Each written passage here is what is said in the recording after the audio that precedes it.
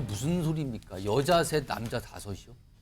이게 등장인물일까요? 이게 무슨 말인지 모르겠는데 일단 이 전청조 씨 목소리부터 좀 들어보겠습니다. 몇 가지 본인이 설명을 좀 합니다. 제보하려고 하는데요. 보장이 되나요? 그 전청주 씨. 그냥 실장님이라고 불러주시면. 네, 실장님이신데요. 성함이 어떻게 돼요? 저는 이수진입니다. 일부러 연락을 안 하는 거예요. 애랑 저랑 사고 쳤고 그래서 애가 생겼어요. 이거는 뭐 현이랑 저희 엄마랑 가족들만 아는 거라. 다 같은 사람이라고 그러죠? 목소리를 저렇게 했대요.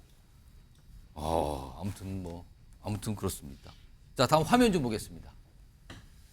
자, 경찰에서 이제 구속영장을 신청을 했어요. 그럼 이제 검찰 가고 이제 법원으로 가고. 그러니까 이르면 내일 영장 심사 받는데 일단 경찰 쪽에서 밝힌 거는 현재까지 피해자는 15분.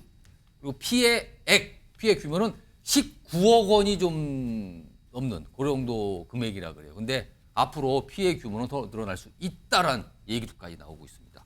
자, 윤기찬 변호사. 피해 규모가 더 늘어날 수 있다. 그러니까 지금 뭐 명품 자동차, 명품 그리고 최고급 뭐 레지던스 막 이런 거 한마디로 말해서 엄청난 돈이 드는 뭐 집, 물건, 자동차 막 이런 게 등장했잖아요. 통상 뭐 이런 사건 같은 거 변호나 이럴 때 좀 접해 보실 때 예상하시면은 일단 19억은 뭐 빙산의 일각동으로 보이십니까? 아니면 어떻게 좀 전망해야 될까 이거?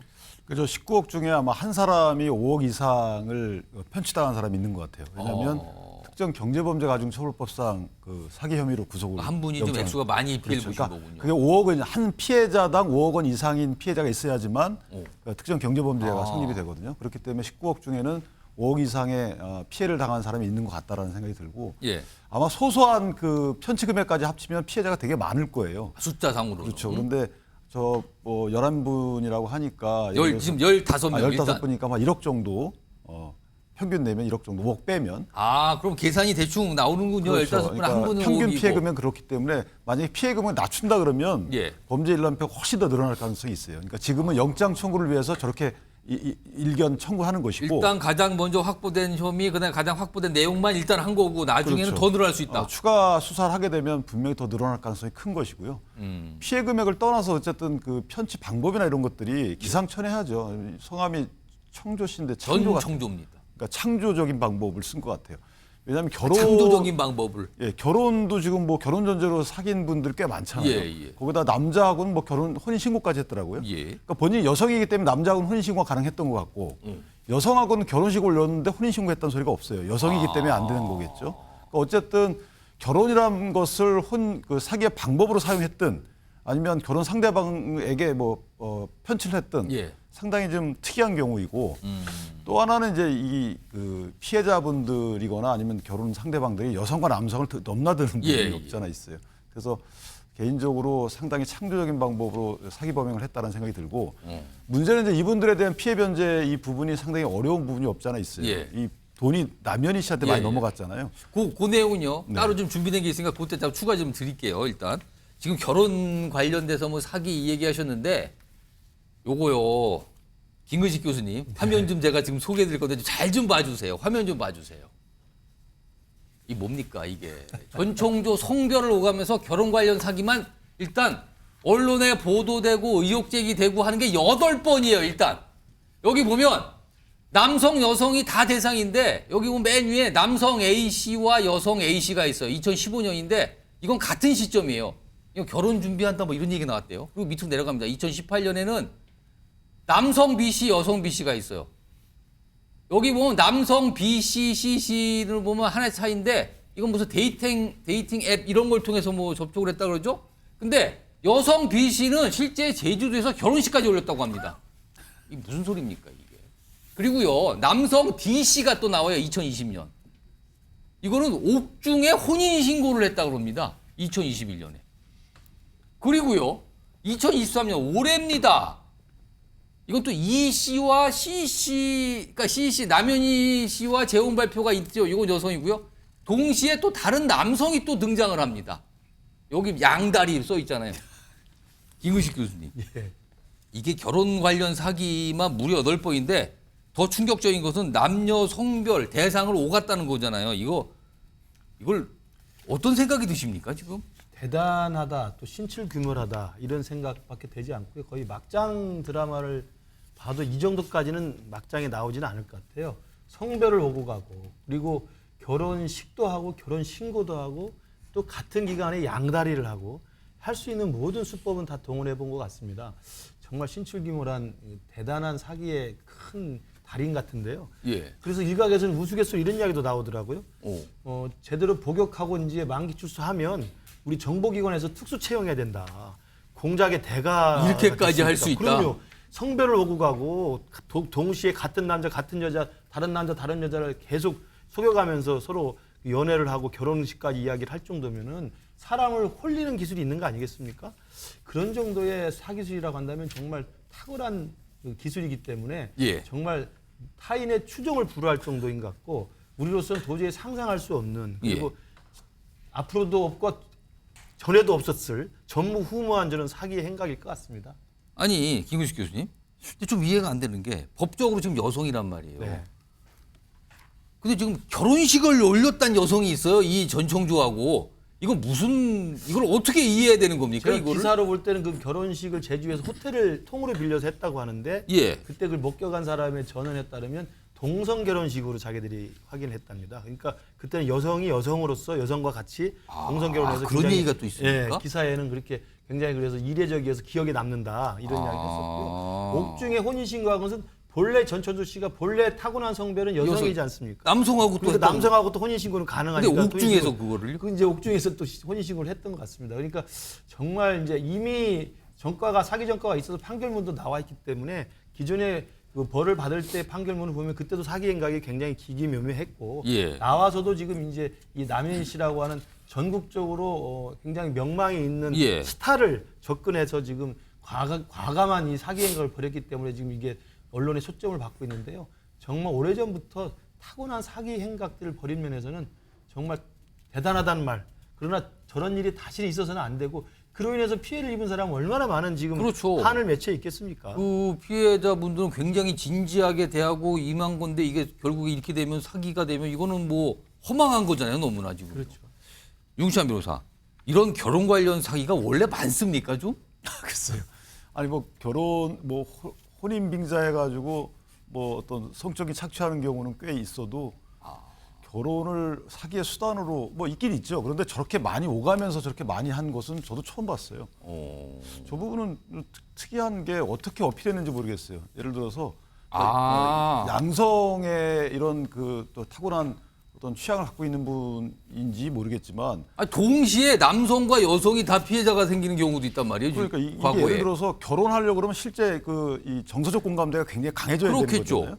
서로 간에 상당히 믿고 해야 되는데 어떻게 그렇게 가능했을까라는 생각이 하나 들고 예를 들어서 뭐 여성끼리 결혼하는 부분도 있을 수 있지만 그 부분은 그렇다고 쳐요. 그런데 다수의 남성과 여성과 같이 교제를 했다. 그런데 그 교제 대상들이 결혼을 예정하고 했다. 그렇다면 예. 정서적 유대감이 굉장히 강해졌다는 것인데 예. 어떻게 그럴 수 있었을까? 저는 아까 말씀하신 대로 그런 측면에서 보면 사람의 마음을 뺏는 탁월한 능력이 있는 게 아닌가라는 생각이 들어요. 아까 정보기관 말씀하셨잖아요. 그러니까 재물을 뺏는 것보다 사실은 같이 결혼을 하자고 하는 것이 훨씬 더 강한 유대감을 형성하는 거잖아요. 예. 어려운 거거든요. 근데 그것을 수시로 이렇게 여러 명과 할 수 있었다는 것은 상당한 언변의 달인이거나 예. 또는 뭔가 어떤 천재적인 기질이 있는 게 아닌가 하는 생각이 드는데 이게 천재란 표현을 써야 되는 게 맞는지 근데 모르겠습니다만 사실은 이게. 그 사랑이라는 감정을 전해줘야지만 결혼이 가능한 어떤 그렇죠. 정서적 유대감이 있는 거잖아요. 예.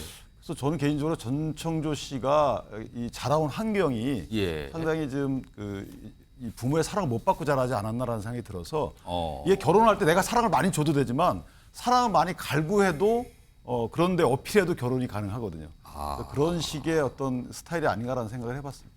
일단 전청조 씨 관련된 얘기 좀 했고요. 지금 이 얼마 전에 재혼 발표하면 이후부터는 뭐 한마디 말씀드리면 엄청난 이 소동과 난리가 났잖아요. 남현희 씨 관련됐는데 남현희 씨도 사실은 지금 굉장히 좀 의혹 대상처럼 올라와 있잖아요. 이와 관련된 전청조 남현희 씨 두 사람이 말하는 내용이 있습니다. 들어보겠습니다. 남현 씨의 생활비는 어느 계좌에서 나간 거예요? 사기를 쳤고 그 음. 경원 계좌에서 나갔거나 저희 엄마 계좌를 제가 썼었기 때문에 거기서 나갔거나. 근데 진짜 계좌 추적해보면 전 저로 하여금 썼던 돈은 진짜 뭐 물론 얼마 있었겠죠만 남현희 씨는 심지어 그 펜싱화 사업하는 거 있잖아요. 그것도 저한테 도와달라고 했었고요. 금전적으로. 제 통장 계좌번호, 비밀번호를 다 알고 있어요. 그래서 저희 집을 자꾸 팔게 했어요. 시그니엘 집을 제 명의로 해준다고 해서 예. 제가 해주지 말라고 계속 거부했어요. 그 돈이 무슨 돈인 줄 알고 제가 해요. 다음 준비된 목소리는요. 전총조 씨에 의한 사기를 당하신 피해자분 목소리입니다. 여기에서 어떤 계좌, 뭐 돈과 관련 얘기가 좀 있습니다. 들어보시죠. 전화 와서 해보자 이런 식으로 해서 뭔가 의아했지만 저를 진심으로 도와주려는 마음이 느껴졌어요. 말을 너무 잘했기 때문에 돈을 벌게 해주겠다. 계속 이런 식으로 저를 설득을 했고 대출 어플 하는 어플을 통해서 대출 알아보라고 하고 그렇게 4천만 원 좀 넘게 투자를 했습니다. 원금 보장도 해준다고 했고요.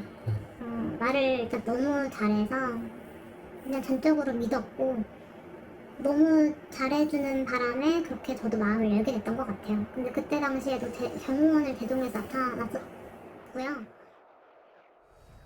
윤기찬 변호사, 이 남윤희 씨는 이거 어떻게 봐야 됩니까 지금 상황을?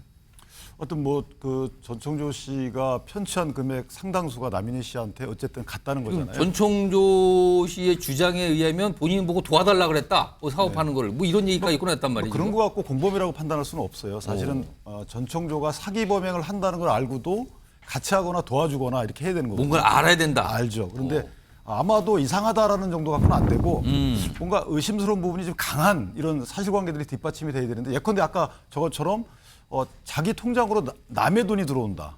남의 이름으로 그러니까 송금자가 남일 경우에 뭐 전총조가 본인의 아니고. 무슨 계좌번호 다 뭐 알고 그렇죠. 있다 이렇게 돼 있잖아요. 그런 경우는 이제 뭐 공범으로 판단할 가능성이 있지만 그거 아니면은 의심스럽다는 점만 갖고는 될 수가 없어요. 다만 한 가지 방법이 있는 게 예. 범죄 수익으로 판단받을 경우는 있어요. 이게 특경가로 기소한 이유가 이게 3년 이상의 유기징역하는 법정이 있는 경우에는 예. 이게 범죄 수익 은닉법이 대상이 돼요.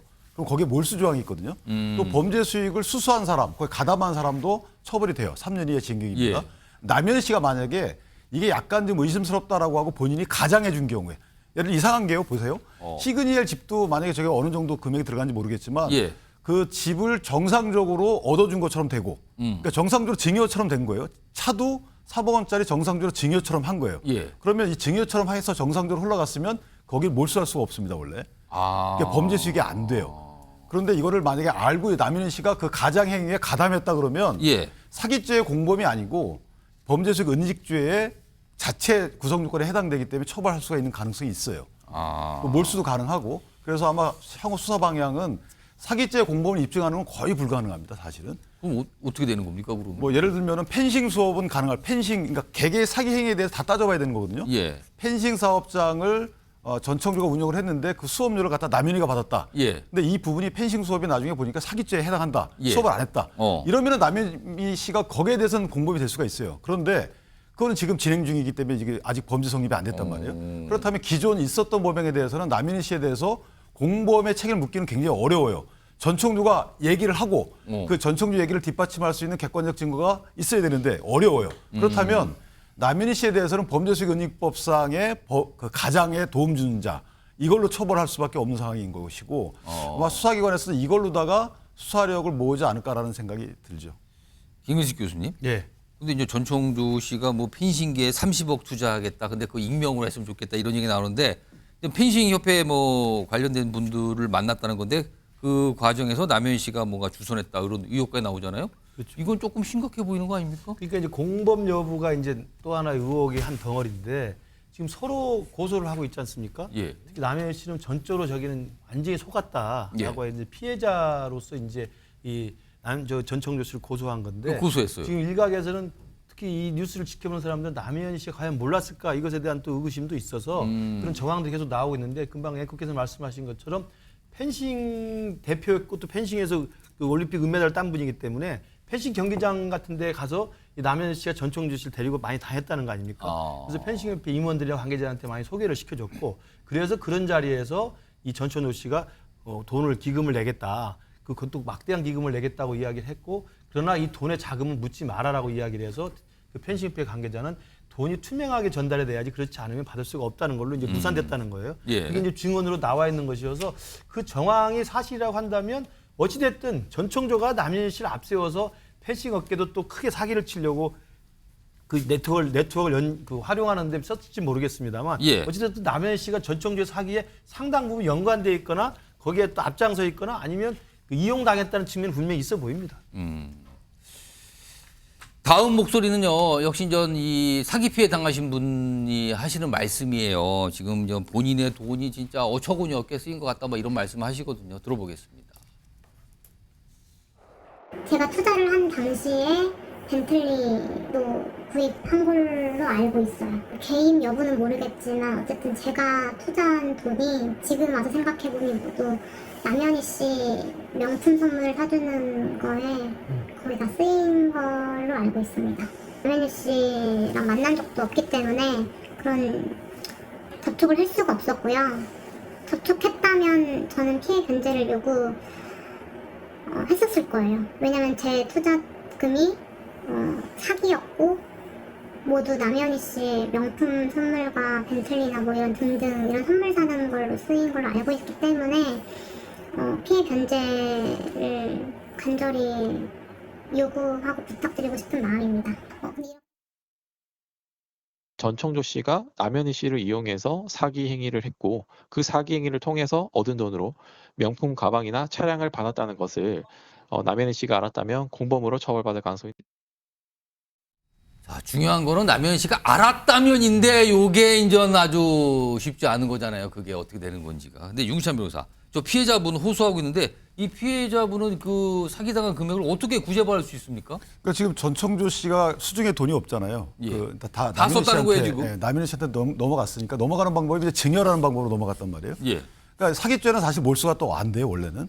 이게 부패범죄에 해당이 되면은 몰수가 되는 거고 그 부패범죄에 해당이 되려고 그러면 상습사기가 돼야 돼요. 그러니까 상습사기가 될 수도 있어 보여요. 그러면 몰수가 가능한데 만약에 제3자에 대해서 몰수하려고 그러면 알고서 가져갔어야 돼요. 알고서 받았어야 알았어야 돼요. 된다는 거죠. 입증해야지만 그 남현희 씨한테 몰수가 가능한 근데 거고. 아까도 남현희 씨가 알았다면 이런 전제를 그렇죠. 한단 말이에요. 네. 범죄수익은닉법에 적용된다 그러면 그것도 마찬가지로 알았을 경우 몰수가 돼요. 근데 이건 이제 형사적인 문제고 민사적으로는 가능해요. 민사적으로다가는 사행위 취소 소송이라는 게 있어서 사실 전청조에 대해서 채권을 갖고 있는 손해배상 채권을 갖고 있는 피해자가 예. 남현희 씨에 대해서 전청조가 증여를 했잖아요. 이 증여 계약을 취소할 수가 있어요. 그래서 돌려주라고 할 수가 있거든요. 그러니까 예를 들면 명품 차 준 거, 예. 그다음에 뭐 돈 준 거 이런 것들은 증여라고 저희가 해서 이 증여라는 법률 행위를 취소해달라는 법원에 청구를 남현희 씨를 상대로 해서 할 수가 있어요. 전청조 씨가? 아니요. 피해자들이. 피해자가? 예. 아, 피해자가 취소해달라, 그거를? 전청조에 대해서 채권을 갖고 있기 때문에 그 채권을 보존하기 위해서 남현희 씨에 대한 그 전청조의 법률 행위 증여 계약을 취소할 수가 있기 때문에 예. 만약에 남현희 씨에 대해서 재산이 남아 있다면 예. 그럼 지금 가압류하고 제가 뭐 알려드린 건 아닌데 어쨌든 가압류하고 그다음에 사행위 취소 소송을 통해서 일부 피해 회복이 가능할 수도 있다. 그러니까 지금 그 받은 어떤 차 이런 등등등을 처분 못하게 가압류 신청을 할 수 있다는 겁니까? 그렇죠. 가압류해 놓고 나서 그 증여 계약을 취소해달라고 법원에 남현희 씨를 상대로 해서 소송이 가능합니다. 아, 그런 또 방법이 있군요. 하여튼 이게 피해자분들은 억울하잖아요. 말도 안 되는 피해를 당한 거니까요.